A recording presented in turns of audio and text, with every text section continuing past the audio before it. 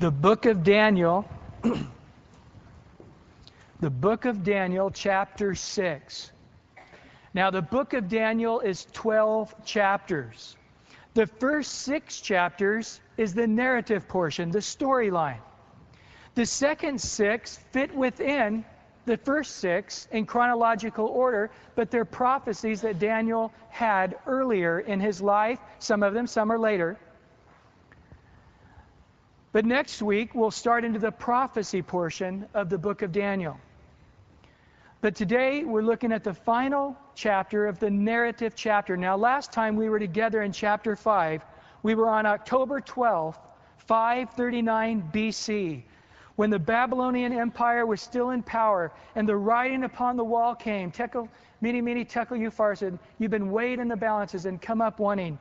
And that night, the Babylonian Empire fell, and a new empire was raised up, that of the Medes and the Persian, the Medo-Persian Empire.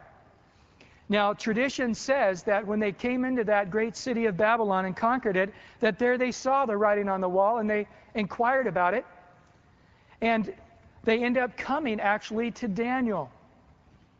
And they said, hey, we heard that you prophesied in our favor.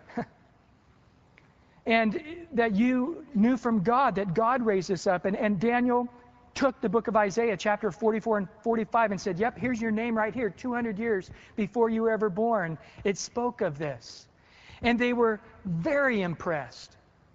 And so actually, Daniel, instead of being killed along with the other Babylonian leaders, was actually asked to be a wise man, a counselor for this second world-ruling empire, that of the Medes and the Persians. And this is where we come in chapter 6. This slave boy from Jerusalem has come a long ways. And he's now up in his 80s, 90 years old. He's a very old man at this time. Is it okay to say you're old when you're 80s or 90s? I don't want to offend anybody here. And but I think, there's some point in your life when you want to say, I'm old. And I mean, wouldn't it be about the 80s or 90s? I wouldn't know yet. But anyway, you can talk to me afterwards about it and clue me in at what point we can start calling you old and you like it. In chapter 6, verse 1, you never know what you're going to learn at church. That's why we have the kids leave, you see. No. It pleased Darius, who again was the leader of the Medes. Some believe that then the other leader of the Persians, we see in verse 28, was Cyrus, who was sort of the general. And many believe that Darius the Mede was given control over the great city of Babylon, and then the other part of the kingdom would be ruled by Cyrus the Persian, and that's how they had the check and balance system within this Medo-Persian empire, sort of like the Republicans, Democrats, a two-party system. And Darius is this king over Babylon, and he set up 120 satraps, that's what they called their leaders, to be over the whole kingdom. Now, over these 120 satraps were 3 governors, of whom Daniel, this very old man, was one, that the satraps might give account to them.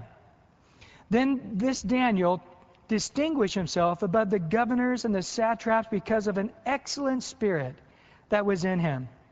And the king gave thought to setting him even over the whole realm. In other words, making him even over those 3 governorships.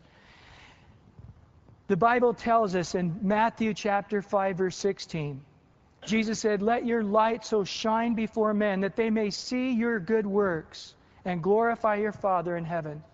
Daniel was one that his light so shined that they saw within him this excellent spirit, and they were drawn to that excellent spirit.